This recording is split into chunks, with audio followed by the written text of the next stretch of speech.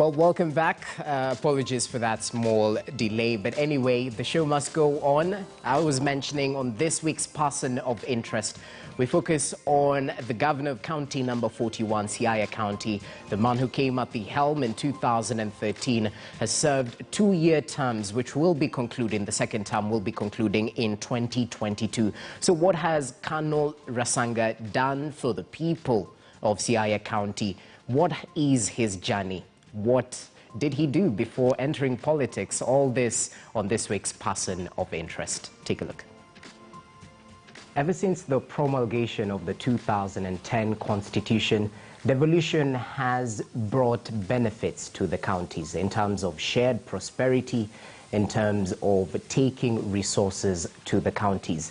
This time on Person of Interest, we focus on county number 41, or rather, the man at the helm of the county who has steered it since 2013 when he got into office and is currently in his second term. I am joined by His Excellency Governor Cornel Rasanga. Many thanks for welcoming us to your home and definitely gracing Persons of Interest. Thank you, thank you. Okay, so yes, it would be interesting to know the man that is Cornel Rasanga right before we go to the governor.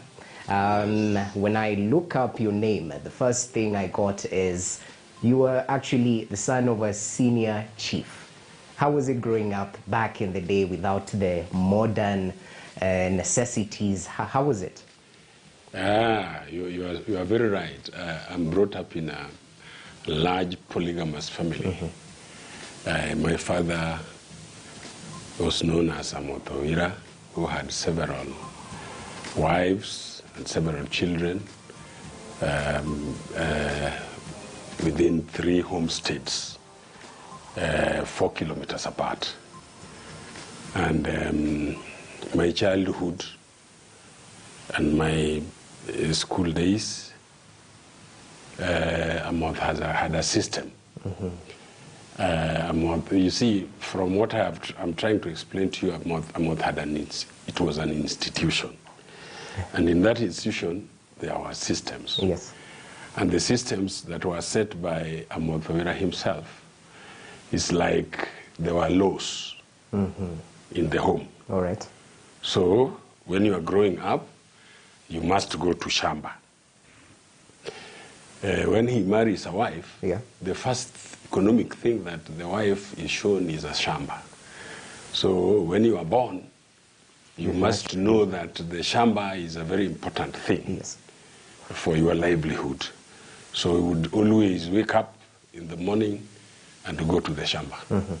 And after the Shamba is when you rush, you go to school. And of course, looking after his cattle was another second important thing. As well? Yes. So you were herds boy at some point? I did it until I was in Form 4, Form 6. Interesting. Yes, I'm one person who is well versed in looking after the herds. Yeah. And that used to happen over the weekends and during holidays.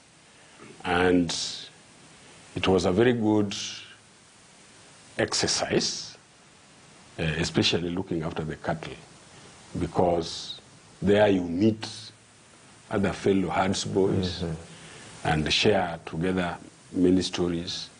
Like I remember when I had already gone to secondary school, I would go to look after the cattle with the novels. So I was a very good novel reader. Okay. Each day from morning to evening you would do one, and because you are looking after the cattle in a wide area where there are no shambas, you could easily now, be entertained with those novels. Yes, so I did my KCPE. It was CPE. CPE back in the day. What year was that? Certificate of Primary Education, and I did it once. Okay. That was in 1971. And I passed and went to Miranda High School. Okay. Yes. You have heard of Miranda? Yes, we definitely have heard of Miranda. Yes, I have to ask, how is it balancing? Because right now, I have to appreciate the fact that I wouldn't know how tough or how easy it is to balance within taking care of the cattle, going to the shamba and still focusing on books? Yeah, it was very interesting because you go to the shamba as normal in the morning. During school days, you must go very early, and of course come back and do the milking, and then rush to school. And me, I was a timekeeper, and therefore I have to be the first person in the school. Exactly. Right? And to date, that has molded me. If we have a date, I will always be the first person to be there. True. And I also extend that to my county men and women. Whenever they are coming to visit me, they always get me in time. It's simple. Okay. And whenever they come to the office, I always preach that you have to be in the office in time and leave on time. And I think the passing of the BBI by Siaya County can number attest to that. Yes, yes, yes. So let's go back to Maranda High. You've just joined. Was it a big school still back in the day? It was not a big school, but by the standards then, it was a big school because we were 480 students. Okay. Each class was 120. So we were 480. And the interesting thing about my life is that on 11th of January 1982, we lost our eldest brother, who was then a district commissioner in Laikipia on a road accident. All right. And I was going to Form 1 on 15th of the same January. That must have been tough. It was very tough. Yes. So I pay a lot of tribute to my brother-in-law who took me, bought for me shoes, and took me to Form 1 on 19th of January. Yes. Are you still close with the... Yes. He was a very close friend of mine. Okay. But he has since passed on. All right. Yeah. So in Maranda, it was a new thing, a new place, and we got used to Maranda, except one thing that was important was that as I stepped into Maranda, I said, at one time, I must be #1 in that school. Okay. Yes. So emphasis on education started a while back. Yes. So I was very clear in my mind. Yeah. And you know, those days, for you to be #1, you would be getting Division 1. Yes. Yeah, and I made sure I got Division 1. So I was invited to Kisii High School. Right? Yeah. And what is interesting is that, you know, as you are looking after cattle, I had not known the horizon beyond Kisumu. Oh, you hadn't explored at that time yet? Yes. You hadn't gotten out of Kisumu? No, I had not gone out of Kisumu. If I would go to school, you would go to maybe see my sister in Kisumu and not beyond Kisumu. So I made sure I went beyond Kisumu after my Form 4. Yes. And that was in Kisii High School. Oh, right. So I went beyond Kisumu kidogo, after Ahero, and you go to Kisii now. Yeah. And I was there for 2 years, and I used to see many vehicles going to Nairobi. Then it was OTC, Overseas Transport Company. Okay. Written in Nairobi. I was wondering, what is this Nairobi? Was it the big buses as well? Yes, the big buses, okay. yes. Okay. I was wondering what was in Nairobi. Yeah. But then, again, at the back of my mind, I said, I have to use my books to step into Nairobi. And precisely that is what I did. So that by the time I stepped into Nairobi, I used an OTC overnight and arrived in Nairobi in the morning. Would you remember the exact year? First time? Yes, 1978. All right. This is now 1978 in the month of September. Yeah. Right? That is when I was admitted to the University of Nairobi. How instrumental was the University of Nairobi in shaping who you are?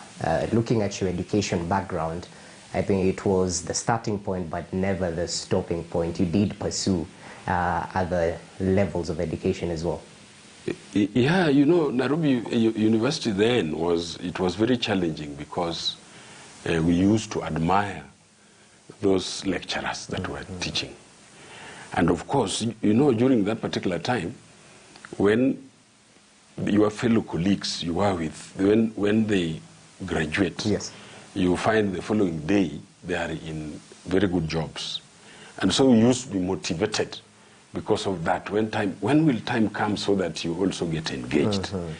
And the people who had left were very friendly with us, so you would tour various pubs in the city, meet them, they entertain you.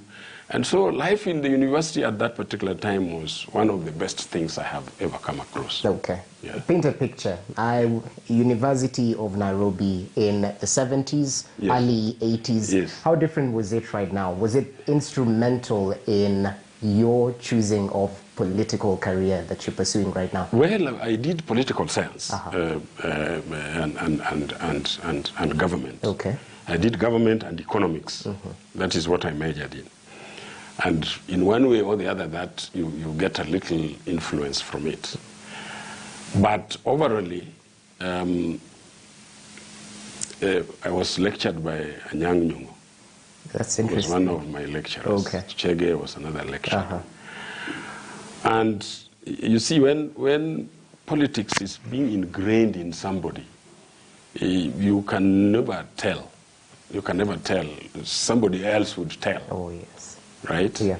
And so when I joined the civil service, but I can remember a few occasions when, of course, there was active involvement of students in politics. You remember the JM days when it reached on 2nd of May. There was always demonstration, remembering of JM Karaoke, the way he was murdered. And then later on, of course, those demonstrations for injustices that were being meted out there by the government was a daily thing. I remember another demonstration that was very, very strongly attended to was when Jaramogi Oginga Odinga was refused to contest. Right?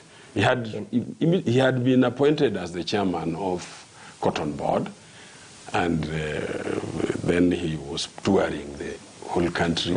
And certain remarks that he made about the Kenyatta family led to it never went well with the Moi government, and so the decision was that he would not contest. And the entire fraternity of the university went out in arms that no, Jaramogi must be given opportunity to contest. 1982 coup. Were you in campus? No. Fortunately, that found when we had just stepped out. Just stepped out. Yes, because it is happening in August. Yeah, but we had left in 1981 November. Right before. Were you already in employment? How was that? Yes, period? we are already in employment. Paint a picture for me. I wasn't there. How tough was it being a young man? It was a very tough thing because especially during the times when there was restriction on movement of people, emergency, right? Yes. The life never became the same again because the way we had freedom to move throughout the night, right? Yes. Reveling, that stopped instantly. Yes. Okay. But not much because when the coup was quelled, then life again just came back to normal. It went back to normal. But that was during my first year. That found when I was already employed, working in Ministry of Agriculture. Ministry. So you directly took off in the public sector. How many years were you there? Because if I recall correctly, 2013 was your official entry into politics. I was in the public service for 32 years. Wow. 32 years, from 1982 to 2012. That's quite some time. Yes. What would you say was your greatest take home after all those years in the public service? I wouldn't say much, but I loved working in the public service because working in the public service was challenging. because I worked in various places. I worked in Embu. I worked in Busia. Right. I worked in Kapenguria. Okay. I worked in Busia. I worked in all those places and also worked in Kisumu. I remember the 2003 when there was an edict by the then Minister for Finance, known as Muiraria, that all supplies officers be sent home. I came from office and I was being told, come on, do you know you don't have a job? Yes. Yeah. Been sent home. Yes, and we got redeployed. I was redeployed as a probation officer. Okay. Yeah. That found, by the way, that found when I had started studying law. When I was being deployed to probation. Okay. So again there, I gained a lot of experience. As well. So let me get this right. Economics, I also saw something to do with procurement. Yes. You decided to go into law as well. Yes.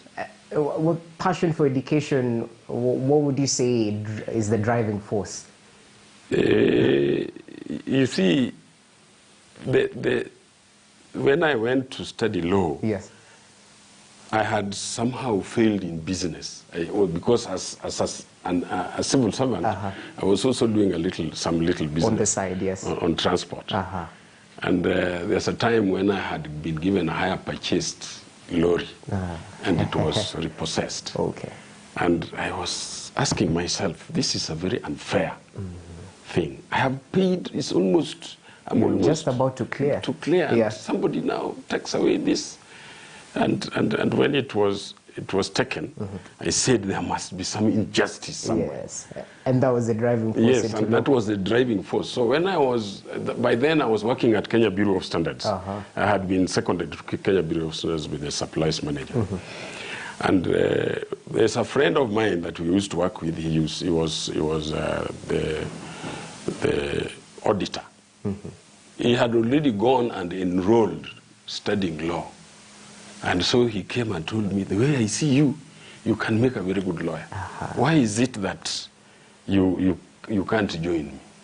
Then that challenge made me to go. Then it was very good because you just go and enroll, you don't pay anything. At that time? Yes, okay. And I can tell you, I finished 4 years, yes, without paying anything. A single. Yes.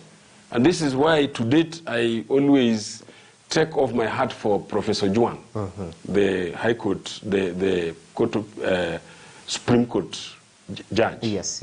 Yeah, because he was the dean then. Right? Yeah. And I collected myself thereafter and paid through my friends all the dues. Okay. That was remaining. How old were you at this particular point? This particular point, I had all these children. All my children were already born. And that was my next question. So balancing, you're still working, definitely raising a family and pursuing more in terms of education. Talk to us about that. Yes, what was interesting is that because I had been transferred to many places earlier, I had decided that we settle in Busia. Okay, so the family was settled there? Settled in Busia. Even when you were in Embu and the likes? Yes, they were settled in Busia. Okay. And now, together with Mama, we now focus that education is very important. And so all these children that you see here are well read. Okay, did anyone follow your path? Yes, more or less, and that is why I'm trying to tell you that I went to do my master's, not for anything, but as a challenge to them.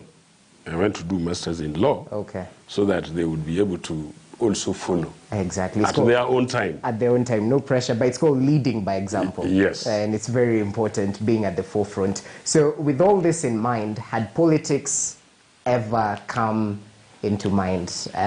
What was your driving force when you actually stepped down in 2012?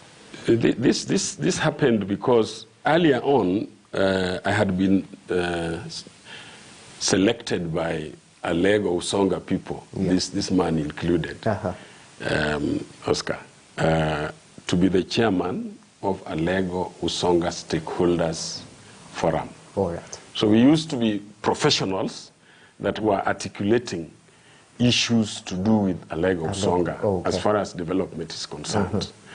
And being the chair, I really got attracted to developmental issues. Yes. And I believe that is where people also saw me. And so when time came that they were looking for somebody to be a governor. A suitable Yes, and that person comes from Alego. Then I was approached by Alego people. Yes. To be the governor. And that is how I went into the fray. Did you have second thoughts, or it was instant? You knew this is what you wanted? It was not. I consulted. You consulted? I consulted briefly. Yeah. I consulted with my fellow colleagues in the office. I consulted with my... By the way, towards the end of my career, as a lawyer, I was the secretary to the Public Procurement Administrative Review Board, the appeals board that was reviewing the complaints from tenderers. And I did it for about 8 years as a secretary. Yeah, so we used to have a board chaired by somebody called Mwaniki Gachoka, a very strong man, a very good chair, who also, I would say, mentored me, because he's my chair, I'm his secretary, and we used to work together. Yes, and I'm being told that since we left that board the way we left it, not been the same. It could not be the same again. And I give kudos to Mwaniki Gachoka. Yes. For that. I believe the way I saw him, he was also very political. And one of these fine days, I know he will be an MP in Odaya. Most likely. Yes. So we're at 2012, you've decided, or rather you've been approached, you take that decision to enter politics. I won't dwell on the campaign period. Let's talk about right after you won the election, because it wasn't directly. It was contested. You definitely had to fight for that position all over again. How was that period? No. There is a very interesting story of how I came in. The nomination, ODM nominations in Siaya. Yes. It's a general election. It's the election itself. Once you win it is just a general election. Yes. So what happened is that I had thrown my hat that I wanted to be a governor, and quite a number of people, like Joe Donde had thrown his hat, he wanted to be a governor. Like Okinda had also thrown his hat, he wanted to be a governor. Yes. Dual had ran for long times. And ODM, all those, they were all interested. Yes. Yes, so come towards almost 1 month to nomination. Now, the ODM fraternity called us to order. Yes. And told us, especially me when I was addressed, that no, let's help Uburu, Dr. Uburu, to be the governor. All right. And Orengo to become a senator. Because Uburu had earlier on campaigned and had produced posters that he wanted to be a senator. Yes. Right? Yeah. So when they were exchanging, right, I was taken to I was hidden. I always call it, God was hiding me somewhere. Yeah, as God was hiding me, Uburu now clashed with Udual during the nomination. And those nominations, finally, they were nullified. That both of them could not be given. You weren't in the picture then? No. No, I was out. I had already stepped out to support Uburu. I was supporting Uburu now. Because, you see, I was supporting that in the event that Uburu becomes a governor, I would be the deputy. Right? He whispered to me. Because, again, the time that you become a deputy is not known. You would only know it when your name has gone to IEBC. Yes. Lest you would not be able to know whether you would be a deputy or not. Yes. So once, because I was now waiting in the flanks, that when Uburu gets in, I am likely to get something. Yes. So come the day when that nullification was made to be null and void, then I had a friend of mine SMS me that he's hearing my name being mentioned somewhere. All right. Then he tells me, don't go to sleep, because it was at night. Yes. Then I said, okay, fine. Now, what is it? What is it? Is that deputy thing coming? Curiosity got the better of you. Yes. But at the end of the day, I was called to go to Serena, where the decisions were being made, that we have sent your name to the IBC. ODM has given you direct nomination, right? And so the reason why we are calling you is for you to look for your deputy.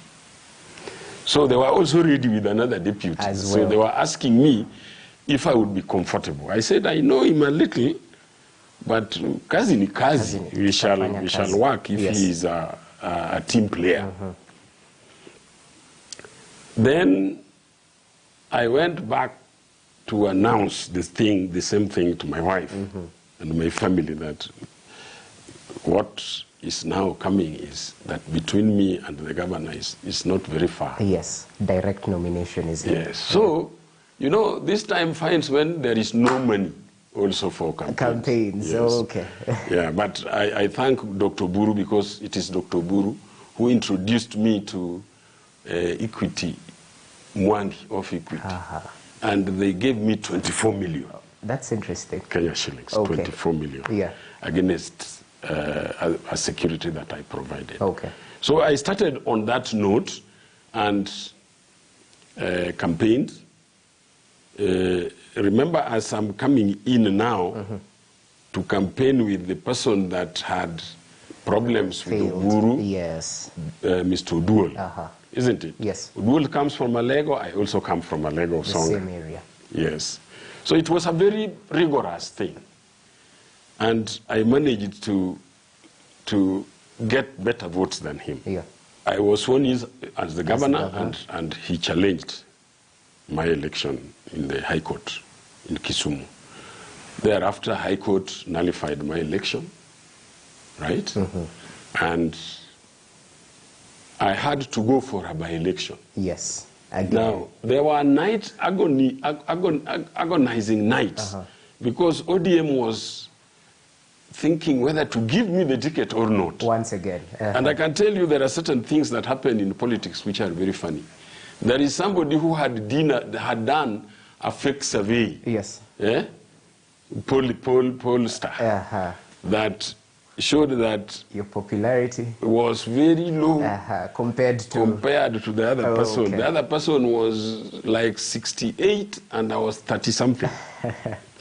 And so later on I was told that the people who did that were just friends, our friends, who never wanted me to get back and get this ticket. But you know what God has given you? Nobody can deny it. Take it away, yes. Nobody can take it away. Yeah. So when I got the ticket, I had now to campaign for myself as a man. I'm now on myself. By yourself? By myself. This time you've already taken money against the security. Did you have to dig deeper into your pockets this time round? I did, and the greatest thing is that through the help of Raila Amolo Odinga, he came to Siaya Stadium, and there he carried my hand. The wave. Yes, and so the wave went very well up to the end. I have to ask, Pemblepe, where did that name come from? That name came from during my childhood, as I was explaining about going to look after cattle. Yes. You know, we used also to attend night dances. All right. Right? Yeah. And the common music around my place was this harp, Kambanani. Right? Yes. And around my home, there were quite a number of those players. One of them was a friend of mine, and he used to sing. Yeah? If he sings Pemblepe, Pemblepe, right? Yeah. And And when I was now agonizing, what is it that I can tell to the people that they would associate me with? You with, okay. Right? Yeah. Then I picked immediately that thing, because pemblepe, pemblepe, you can use it as a tune. Right? Yeah. So when you are talking about Jougenya, yes, meaning they accept you, right? Then pemblepe, pemblepe. Okay. Do you get it? Yes. So that is the clarion call. I get I it. identified myself with it, and everybody was now saying pemblepe, pemblepe. Yeah. Yeah, that is how it came. Has it stuck till late? Yes, it is up to today. Well, that's interesting. And even if I have to go and seek for another, that is one thing I will not leave. It will stick with you. It will still be there. Okay, that's interesting. Yeah. So now you're governor of Siaya County, county number 41. It's the inception of devolution. There was no trial and error. The Kenyan government and the Kenyan people decided devolution is the way to go once we promulgated the 2010 constitution. What would you say was the biggest challenge in your first term? I would say the biggest challenge was that petition. The petition itself. Yes, because you have worked for only 3 months. Then you are told to go home. Yes. And you go home for another 3 months. You campaign again. You remember, it is another campaign period. I get you. A very rigorous one, right? And the goodness is that almost everybody now came to campaign for me. All right. Because it was only Siaya. You know there is no other county where there has been a by-election on gubernatorial position. Yes. It is only Siaya. Siaya. Okay. Yeah, so people came from all the way even from Kisii, from South Nyanza, from Migori, to come and campaign for me. And really, the result told as much, so that when I had garnered, when my opponent garnered 60, I had already rounded him up. Already. So it was decided even yes, before. So when he saw it was like that, he just gave up. And conceded defeat. He conceded defeat. Okay, that's proper. Development track record. What was the vision when you're entering for your first term? What did you mean to achieve? You see, generally for development to take place, there are certain things that must be in the people, right? My first take was infrastructural development. Infrastructure. Why? Because I personally believe very strongly, even if you look at East Africa, you look at Kenya, the railway line, when it leaves Mombasa and it gets into the enclave, comes to Nairobi, comes to Kisumu. So development was taking place along that, isn't it? Yes.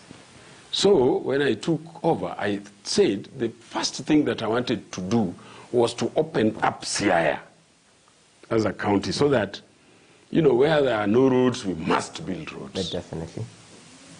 And to date, I can tell you that there is no other county in this country where access is easy more than Siaya. You can go anywhere. Yeah, you can go anywhere, you can move left, you can move right. And during those particular days, it is important to note that there are certain sections where if somebody is dead in Nairobi, you know, we always take our people for burial there. And if the vehicle cannot reach, you carry on top of your head. And you could even go for 2 kilometers, you could even go for 4 kilometers. That was quite unfortunate. Today, there is nothing like that. You will never hear of that today. Yes. So infrastructure was a key component. That was a key component for me, that once that one is done, then I think, because you see, it is important also to understand that the moment when you make a road link with another road, then you have linked even internationally. Yes. Right? Yeah. So today, Siaya, you can move anywhere. Motorbikes that are operating in Siaya are making profits because of those major roads. And for your information, it also tackled the health problems that we had. Because at the time when I was becoming a governor, the child mortality rate in Siaya was one of the highest. The maternal mortality rate was one of the highest in Siaya. The HIV prevalence was one of the highest in this country, right? Yeah. But you see, the moment the road is there, then you bring in an ambulance, the ambulance will move anyhowly, get the sick, get the pregnant mothers to deliver in the hospital as normal. So accessibility was... So accessibility sorted that out. It's proper you brought on health, it being a devolved function, and we know of the challenges that are currently facing the health sector right now. How would you best describe the journey health has been in terms of being devolved, the challenges brought forth by maintaining the staff vis-a-vis the money allocation from the national government? What would you make of it? Yeah, health, the decision to devolve health was one of the most important decisions that was made in this country.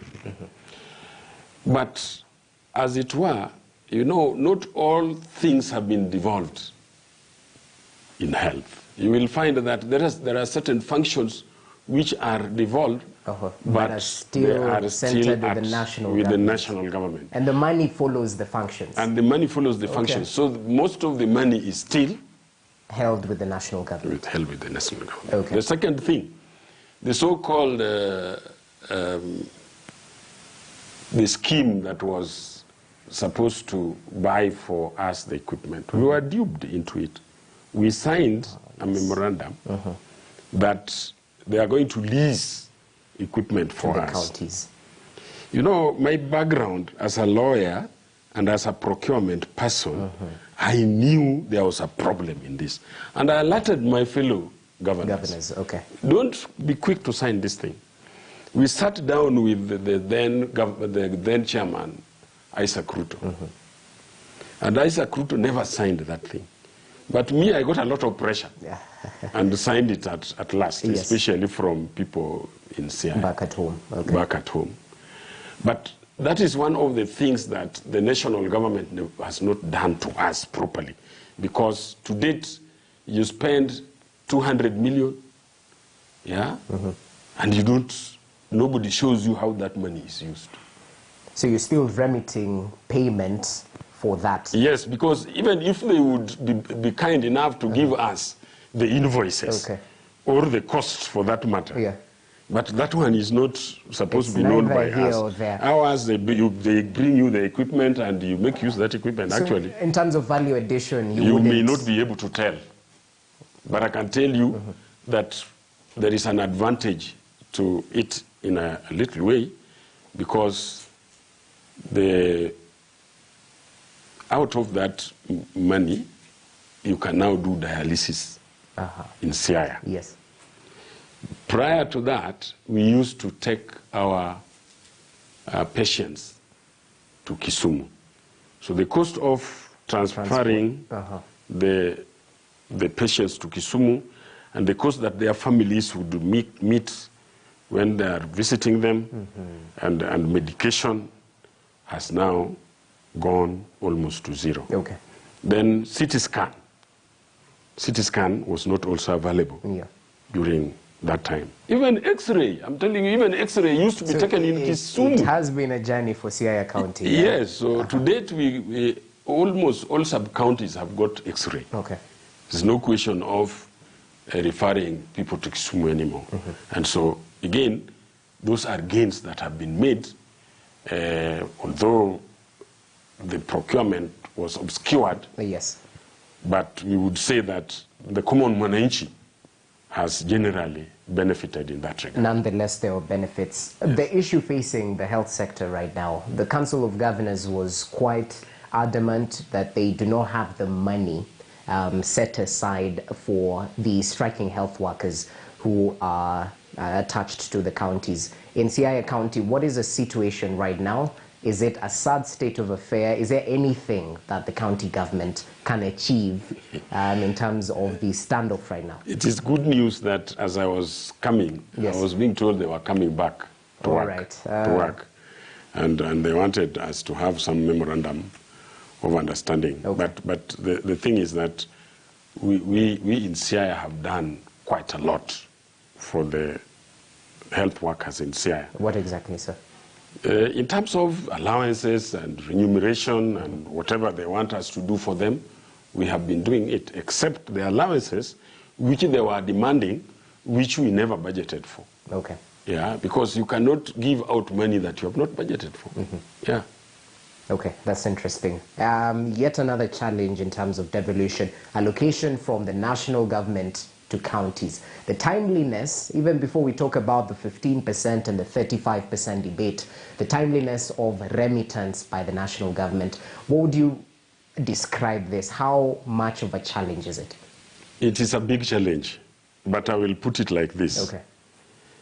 You see, when you don't have devolution, yeah, right? And when you have devolution, and when you have late remittances, you are better off with the late remittances than having nothing. No devolution at all. Okay. Do you get it? Yes. So as far as I'm concerned, that 15%, if you accumulate 5 years, there is nothing that will be left. They shall have come, all of it. Yeah. Right? Except that the value of money also, you know, goes with time.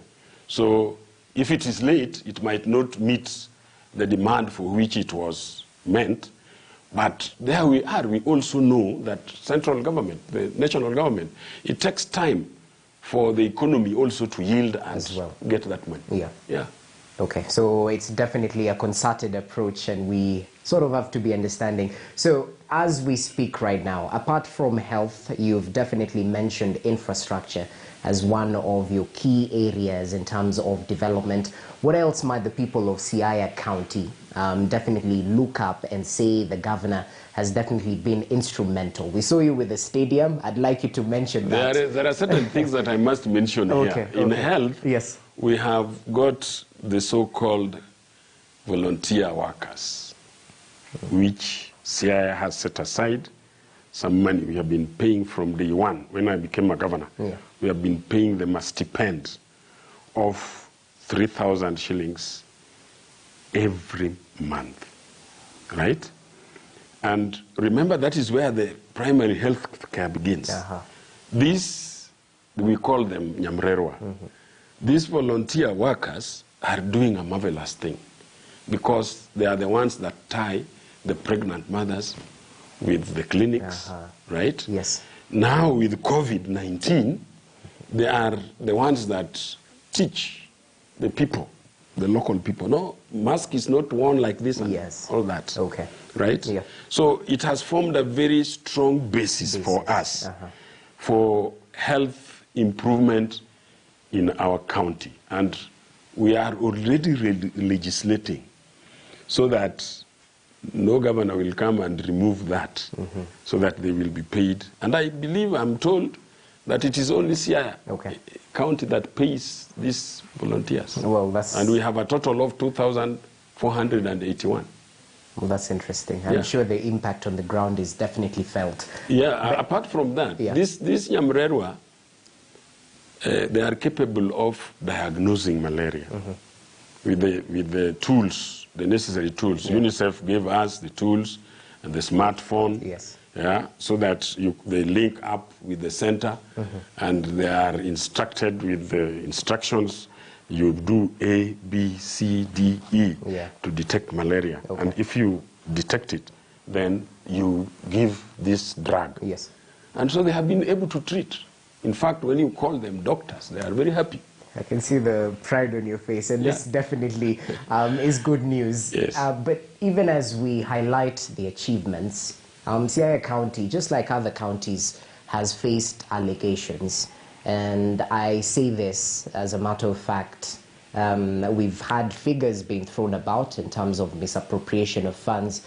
But I'd like to direct my question this way. Since they're mere allegations, nothing has been substantiated. How exactly have you foolproofed the system in terms of ghost workers, in terms of making sure funds are not going to other areas instead of development? How exactly? No, I'll be very frank with you on this one. Yeah. The biggest challenge that devolved governments have is that human resource. It's a human resource side. Yes, it's a human resource, that human being that you give responsibility to take care and deliver services to the people. They are very selfish in many ways, to the extent that service delivery is put behind and their personal interests is what they put ahead. Yeah.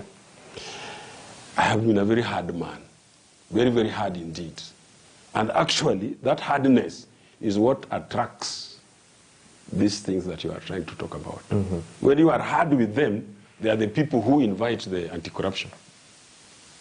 So it's a witch hunt. Well, and I'm telling you that without even a wink, that what we are doing so that no corruption takes place is enormous. I can tell you, having been a procurement officer. Yeah.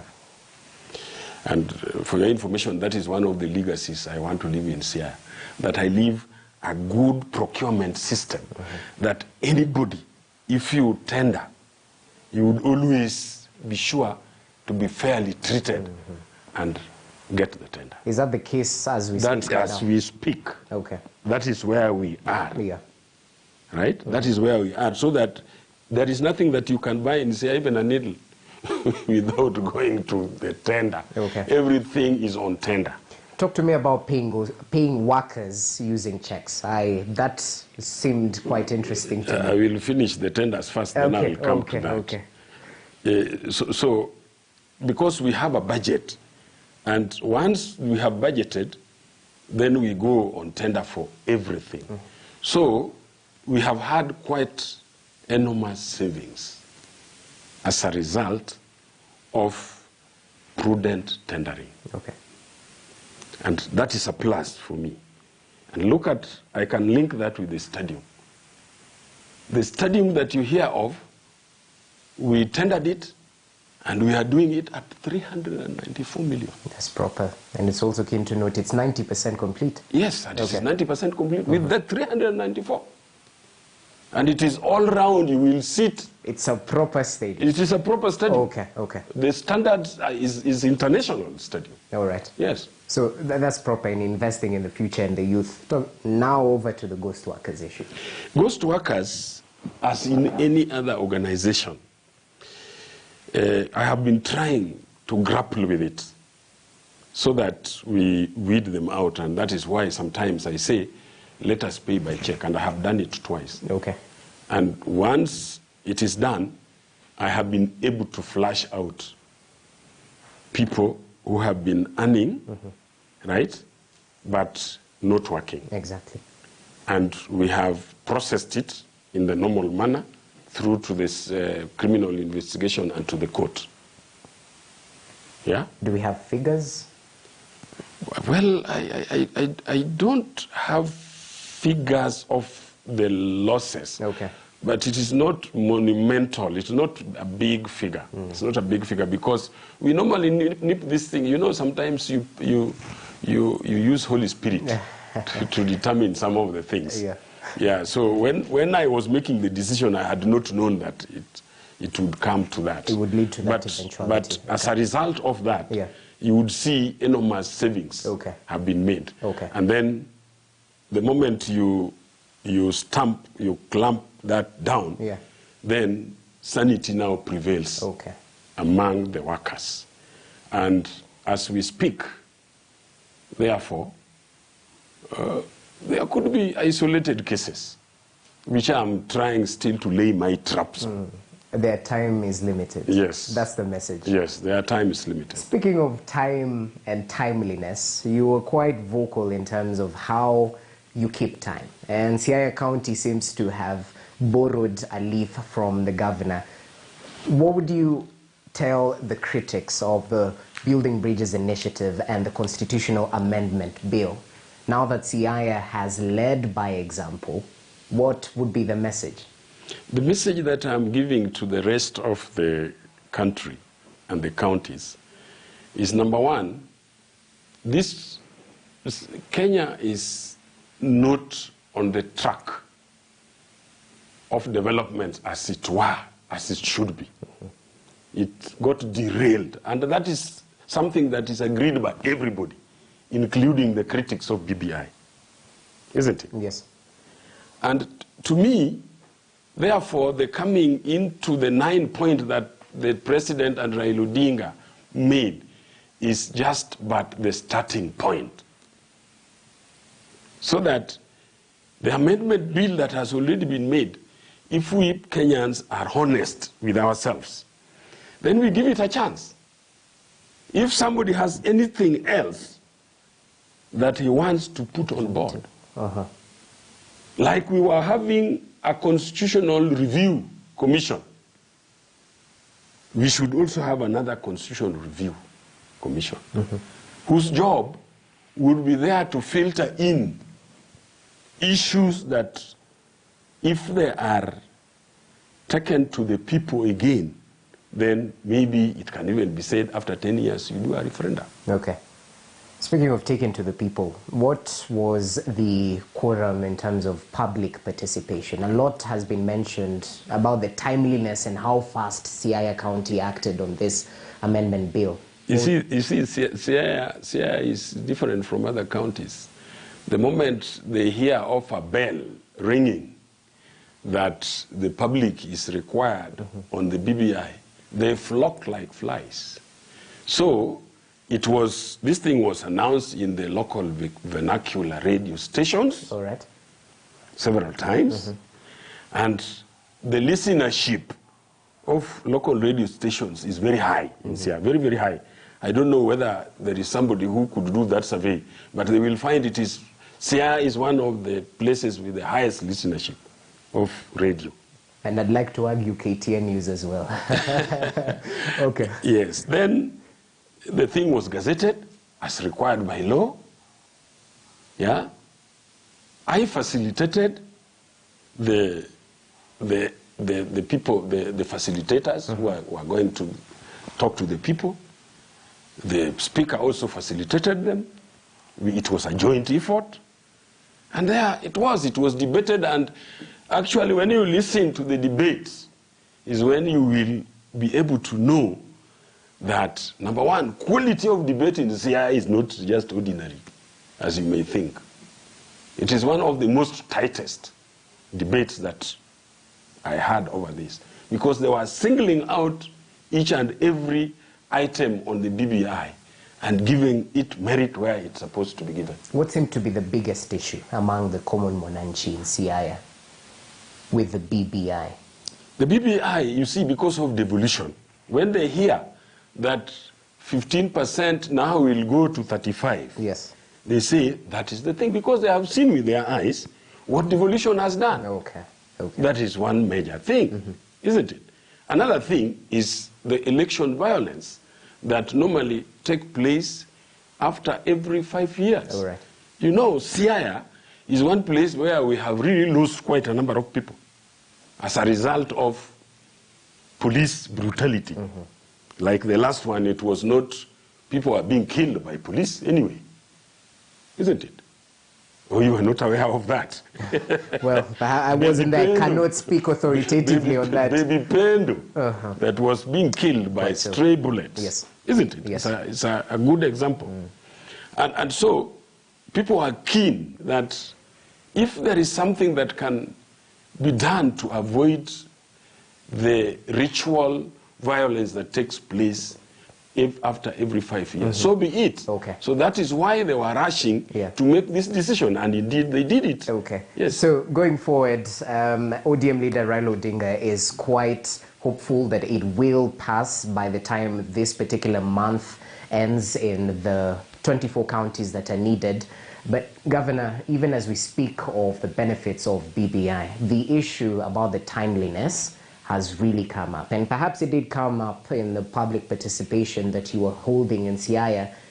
Kenyans are suffering right now.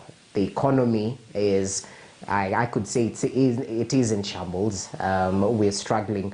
What would you make of those who argue that the timeliness, yes, it might have merits, but the timeliness is what is throwing them off. Those are not honest people. They are not simply honest, okay. because you have been given opportunity to use protocols.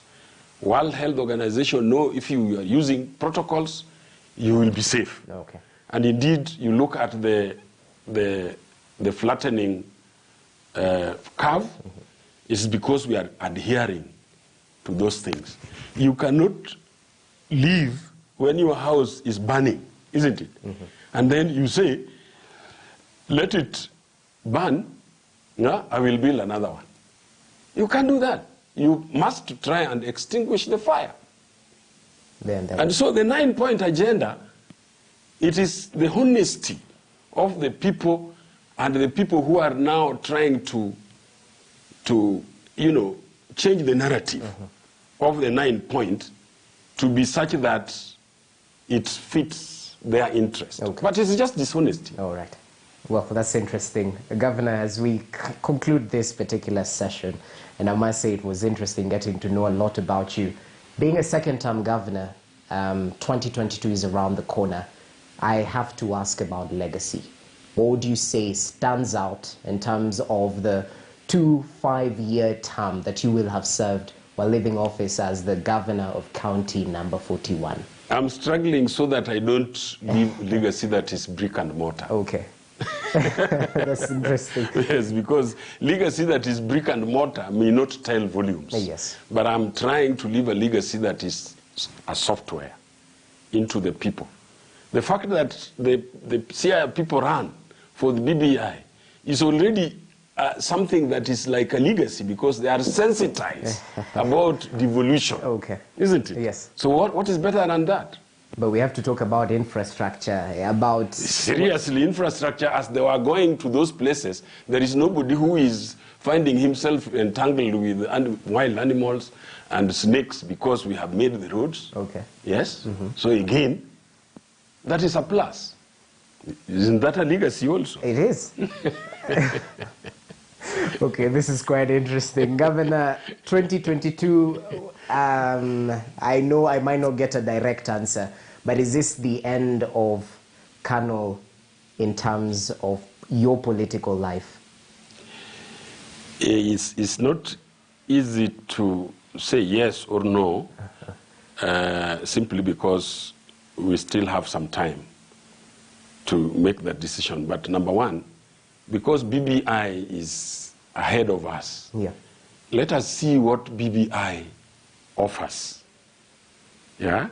Because you might be thinking about A, B, and yet say if BBI does not go through. So what do you have? If the BBI goes through is when you might be able to say, oh, this and that. Okay. So number one, we have to wait for BBI to go through. Number two, each and everything has its timing. I believe in God's timing. Okay. So that when that time comes, when the governor can now put his word across, I will be thanking the people who voted for me, right? And be telling them that they did a good thing to vote for me, and now they need to vote again, right? For somebody who would also carry them somewhere. Okay. Yes. Well, that's interesting. Pemblepe, thank you so much for your time. I was speaking to Cornel right here, the governor for Siaya County, county number 41. Interesting, just taking a look at the journey that has been ever since he got to office in 2013. And of course, a little bit of insights from his personal and family life. We definitely appreciate your presence right here. Do stay with KTN News. We'll be back in a moment.